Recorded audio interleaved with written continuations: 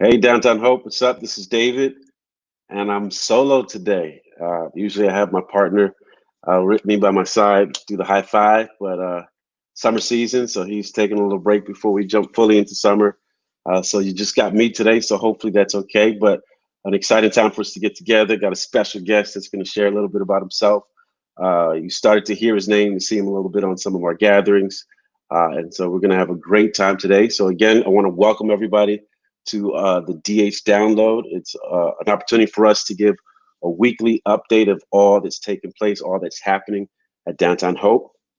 And so if this is your first time hearing anything about Downtown Hope, if you happen upon this video or someone shared this information with you and you're trying to hear more, Downtown Hope, we're a movement of people in the city of Annapolis who are being transformed by the love and forgiveness of Jesus.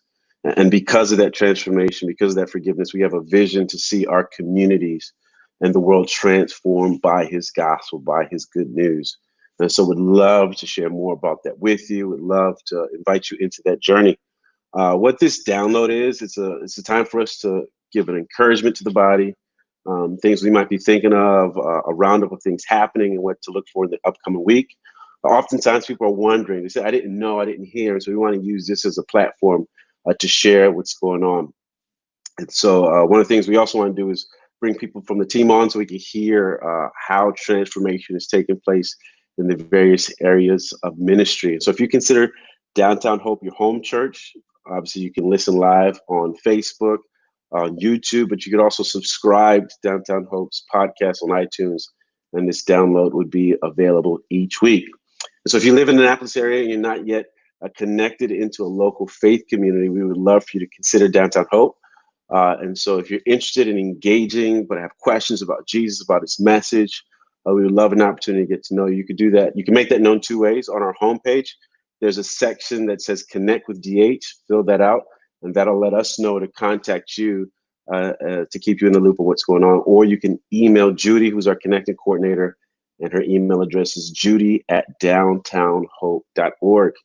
Well, it's summertime. This Sunday, I believe, is the first day of summer or first official day. It's my daughter's birthday, so I gotta send her a big shout out. And it's also Father's Day, so a lot taking place as we're jumping into summer. I was reading this morning Psalm 19, and so I'm hoping as the weather is getting better, as you're feeling comfortable to step outside, uh, get some fresh air. Psalm 19, verse 1 says, "The heavens declare the glory of God, and the sky above proclaims his handiwork." And so this morning, Sandra and I went out for a walk and getting a little bit of exercise. Just always amazed as I look around and see God's handiwork. So I want to encourage you, take some walks. I think during COVID-19 life, during stay at home, some of us may have put on some extra pounds. We're not as active. And so Sandra and I, we're committed to getting back in shape. And so you might see us out on West Street or see us out on the road. If you see us, honk your horn and we will say hello. Another way you can stay connected to what's going on at Downtown Hope is through our daily. We are beginning our summer series. So this week, actually, our contributors started writing as we're jumping into Numbers. So our summer series, we're going to kick it off this Sunday, jumping into the book of Numbers. And we'll be looking at God's grace in our rebellion. And so if you remember last summer, if you were with us, we went through Leviticus. And so this summer, we're going to continue our journey and we will be in the book of Numbers. So looking forward to that. Looking forward to hearing and learning alongside of the body. Our elder team, we get together each Monday in the afternoon and we pray over our body. And so we're sending emails, calls, we're sending text messages. So reach out. If there's anything we could be praying for you or praying with you on, if there's a need that you know of, let us know. We want to pray as a team. We want to share that information. If there's an opportunity for our benevolence team to jump in and help you or help someone you know, let us know. And we also have an incredible prayer team that gets together each week to pray. Mikey Brewer's leading that team. And so please let us know what's going on. We would love so much to join with you in looking to the Lord to answer and to provide what we might need in this time. I want to give a quick update on what's happening this week. This past Sunday, Joey finished out our 2-week Real Talk series called Leaping the Stall. So if you hadn't had an opportunity, watch the gathering. There's a little video. If you don't know what leaping the stall is, Joey was gracious enough to show a video of calves or little cows, I think they might be more affectionately known as, leaping, getting ready to jump the stall. So, and that was an image, a picture, Malachi chapter 4, verse 2, really giving insight of the joy that is in the healing of the Son of Righteousness. And so Jesus shared from his heart, shared from Scripture, just how the Son of Righteousness has healing in his wings. And so after trauma, after seasons of difficulty, there's an opportunity for us to experience joy that comes from him. And so if you haven't had an opportunity to watch that, you could do so on our homepage. You can go to our YouTube channel and watch that. Strongly encourage you to do that. Share with friends. I'm sure in this time people would love to hear a message on hope. And so we're going to continue to meet online on Sundays. Our online gatherings are streaming at 10 o'clock on YouTube. They're also streaming from our homepage. There's a link to watch our Sunday gatherings. But please write this date down, jot this date down, July 11th. It's a Saturday, 6:30 p.m. There's a field just outside of the Westin. We're going to be meeting for our first in-person gathering, if you will. It'll be an outdoor gathering. We sent out a survey and many mentioned a desire to meet outside. So we're going to do that for the first couple of weeks as we're getting back into the rhythm of meeting together. By meeting, our first meeting will be July 11th at 6:30 on a Saturday. So more information will be coming out as it relates to what's going to be taking place. One of the things we're suggesting is, hey, bring a blanket, bring your own lawn chair. We're going to be out in the field. We're going to be worshiping the Lord, and we're going to have a lot of fun. And so looking forward to seeing people there. And so invite a friend, tell others, those looking to gather, those looking to meet just some good people to grow in community with. Saturday, July 11th, take note of that. And I'm looking forward to getting together. And soon after, as we're getting the space ready, we're hoping to start meeting in person. Of course, recognizing all the whatever restrictions or limitations might be in place at the time. So we're getting the space prepped and ready so that we can gather. Also on Sundays, in addition to our Sunday gathering, Children of Hope, Aaron and Sharon are doing a phenomenal job in equipping parents to disciple their children. And so weekly, there is a video on our gathering page for parents, so you can show this video to your youngsters. They get an opportunity to continue in the rhythm of growing. And so this past Sunday, I saw Shannon on a video. And so you get to see some of your teachers. We get to see some of those working in the Children of Hope area. And so that is weekly on that page. And also our students each week are gathering on Sundays in, if you remember, DH Underground. And so they're meeting in a Zoom room as well. And all that information is available to you. Visit our website or email us at info@downtownhope to find out various ways you can connect and stay connected to Downtown Hope. Now, as it relates to our DH Hangouts, we usually do them Sundays at 11 o'clock after the gathering, but this Sunday, I spoke to Jacob Springer, who's leading out with our community groups. Our Hangouts will not meet so that you can spend time enjoying the day. It's Father's Day. Maybe there's an opportunity for you to just, after the gathering, just enjoy the day with family, with friends. So we will not be having our DH Hangouts. But even without the Hangouts, our community groups are continuing to meet. Some are meeting, let's say, a backyard fireside chat. Some are meeting through Zoom. And so if you're looking for an opportunity or ways to connect in the community, our community groups are still meeting and throughout the week. And so we'd love to connect you into a community group. Also, just a lot of progress is being made in terms of gospel transformation in the city. If you remember Easter, we gave our offering to the city. We raised just over $30,000. And so we're having a pop-up pantry every week. And they're it's spreading. So we have a pop-up pantry at Tyler Heights Elementary School. We have another one in Allen Apartments, and other churches are joining in to serve the city. And because of your generosity and your service, I'm seeing a lot of people out there on Saturdays and throughout the week with those delivering groceries to families. It's making, I think, a great impact. Someone sent me a link. It was featured on the Capital Gazette of some of the efforts that area churches are doing to help in the neighborhoods in the city. And so if you're looking for opportunities to serve, on our homepage, there is a link to volunteer during COVID.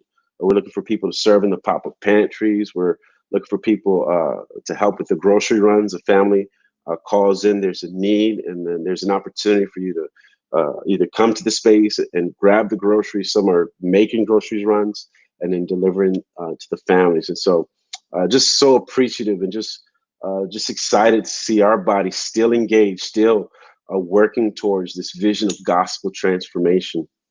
And because of this, because of the need in the city, Downtown Hope is poised to receive a grant to continue this for quite some time. And so we're committed to this. And so this is not just a 1 week thing. We're hoping to see this and to serve the city as we've done in the past. And so grateful for the many ways we've come together as the church body, and the body of Christ has come together, partnering with other churches to do that. And so also be praying for for global missions. Adam, he's in touch with the missionaries serving around the world, and hearing great reports. Even in COVID, they're still serving, still doing the work. And so we're still supporting them. We're still praying for them. And so just a lot of great things happening. A lot of good things are going to happen. As you mentioned, we have a new student director. And so I'm going to bring him in. That way, it's not just my face you get to see another face. And so I'm going to bring in Colin Savage, who is our new student director. Colin, how are you, sir? I'm good, man. Honestly, your face is enough for me, though. It's great, beautiful. Appreciate that. In COVID, I've grown some hair. The beard is looking fresh. I got some new glasses. So COVID's been good. A lot of changes. But now, excited to have you, you and your wife, Sarah. So welcome Downtown Hope. Welcome to our download. This is an opportunity for our team, our body, those watching, those listening, to meet you. And so I wanted to, again, say we're excited to have you here, and just excited to see what the Lord will do with our students. And so being here, just would love an opportunity to hear some of the ways you've seen people's lives transformed by the gospel. So obviously you're new to Downtown Hope. This is your second week, so you're still learning the environment, but you've been doing student ministry for a little bit. So give us a little bit of background of that and some of the ways you've seen transformation take place. Sure. Yeah. Very brief summary for context is I graduated college in 2012 from Geneva with a degree in youth ministry. And so I've been in youth ministry full-time since May of 2012, about a week after graduation. So I've been through 2 different churches before this one here.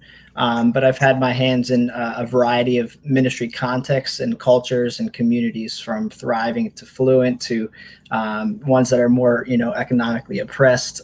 So different situations that God has kind of taken me through.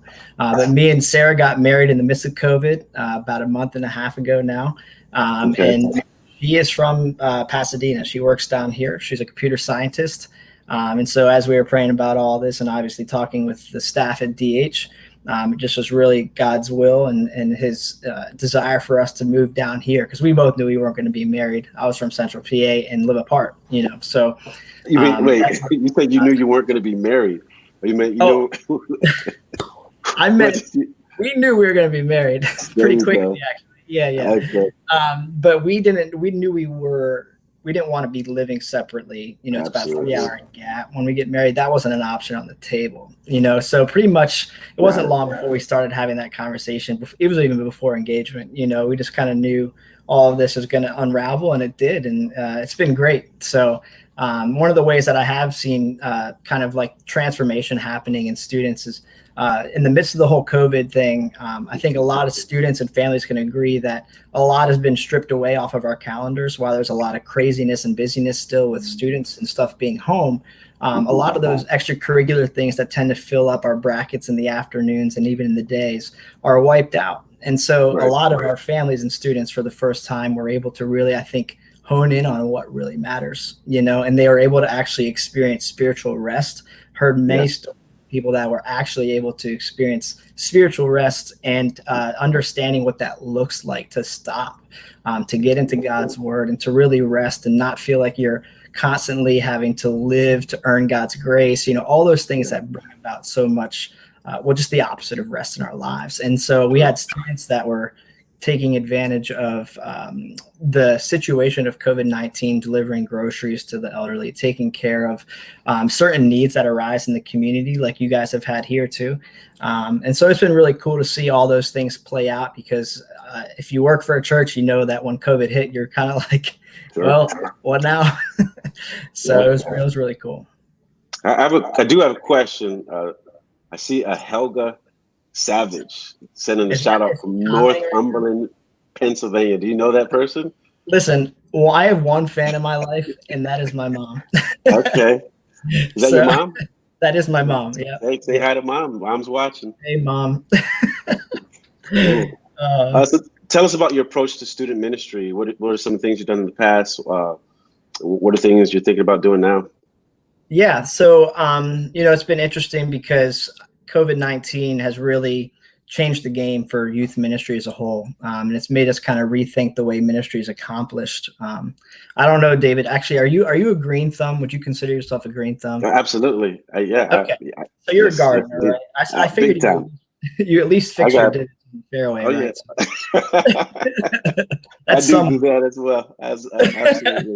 But I was, there's this idea of this garden, and in relation to ministry, we all have this desire to see spiritual growth and transformation in the garden of the people that attend our church, and specifically for me and our students. And a lot of times in gardening, you have these things called trellises for vines, right? The things that will help these things grow.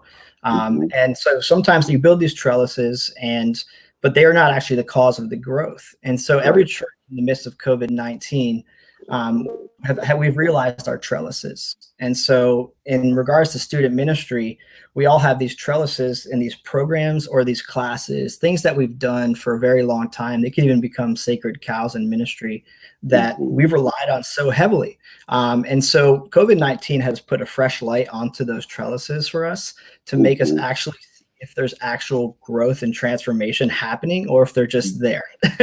And so for a lot of us, we've had honest conversations, and this was something we even had months before COVID hit, where we looked at our programming, what I poured my heart and soul into, and we really had to have an honest reality that discipleship and the discipleship that we want was not happening during that time. And so we started having conversations about, well, what does it look like now? And really the goal for me, and I think the goal for even you guys would agree with this, is that the question is, how can we teach and equip students in such a way that those that they teach and equip can then teach and equip other people? Right. Absolutely. So it's a little bit of a wordy thing there. And I got that actually from a training thing that I was doing. It was perfectly worded. But, really the heartbeat that came from that was we desire, multiplication in our students. And so too often local churches and ministries, and even myself, we can confuse addition with multiplication.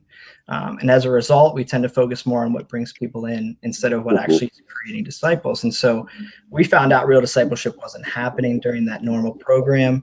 And about a year ago, we had that reality to face. And so we started to think about different ideas, and we started this thing we called huddle groups. And this started with a group of like 7 high school guys in Lewisburg that met for breakfast once a week for about an hour. We would do Bible studies, book studies, you name it. And I tell you, after that one group formed, I was like, man, I just saw so much fruit from this meeting once a week for an hour. Then it's 10 times more than the programming that we would see on Sunday nights. And we were like 100% attendance, which I've never seen in my entire life in student ministry, like weekly, And so we started asking our question, like, what is God doing here? It wasn't something that we elaborately created. It was something simple that seemed to really spur on a new sense of deep discipleship. And so we started those groups, and then when I left, we had about 5 or 6 different groups that met, and we had about 40 students in different school districts meeting at different places and restaurants and things like that once a week, like usually midweek. And so it was really cool to see that ministry take off, because I literally could not take any credit for that. I think originally it was a student's idea to want to get together with his friends and to go deeper. And so we just kind of we're seeing something there, and we're going to capitalize on that and take advantage of that. And so we just really started talking about what that looks like in a structured format to equip our leaders to do the same thing for the students. So it's been really cool. That's awesome. Yeah. So folks are going to be watching, folks are going to be listening in throughout the week. How can we be praying for you? How can we be praying for the student ministry? For sure. On a personal note first, me and Sarah are almost completely moved in. We are. Everything's livable. We just have a lot of stuff to do still. But we're getting settled into downtown Hope and really the communities. And it's kind of tough right now, too, to really get the relationship started. So just be praying that, that happens for us as a couple. And pray for on a ministry standpoint, pray for the team, pray for unity, chemistry, joy, shared vision, and pray for new leaders, people who just love the Lord and have a desire to disciple the next generation. Yeah, it's to that end. So if someone is listening, someone watching, and they're interested about getting involved in student ministry, what's the best way for them to contact you? Email? Is that the best way? What's your email address? Yeah, right now the best way would be through email. It's colin@downtownhope.org. And if they are on the email list with the church, we're going to be sending out some other ways that they can apply too. So if you're not, on that daily or the weekly is what it's called, right? Make sure they can get connected to that because we'll be sending some stuff out that way too. Sure. And I made the mistake to not realize Colin had 2 L's. So it's COLLIN. Really? I thought it was COLIN. One L is colon, and I refuse to be called. But is it colon COLON? Well, yeah, but Colin Powell, like he's. I always think of him when I hear it. I got it. Okay, that's probably. I was wondering why I thought it was 1 L. So learn something new. Yeah. So before we close, a couple of things, 5 things before we close out. So number 1, I want to invite everyone, stay informed. You can stay informed by following us on Instagram, Downtown Hope. We have a YouTube page. You can subscribe to our YouTube page. Go to YouTube, search for Downtown Hope, subscribe there. Every Thursday, we send out a weekly email. If you're not getting that email, let us know. Send an email to us, info@downtownhope, and tell us, I'm not receiving the weekly. We'll make sure you're on it. Visit our webpage, and you'll get the most up-to-date information. And the last thing, what do you want to say to your mom before we sign off? You see what she said? She said, you better tell me. She's definitely. I love you, Mom, and I miss you guys. Come visit soon. Cool. We love you, Mom. He's going to help me learn how to spell his name sooner or later. Love you guys. We'll see you guys on Sunday. Take care. See you guys.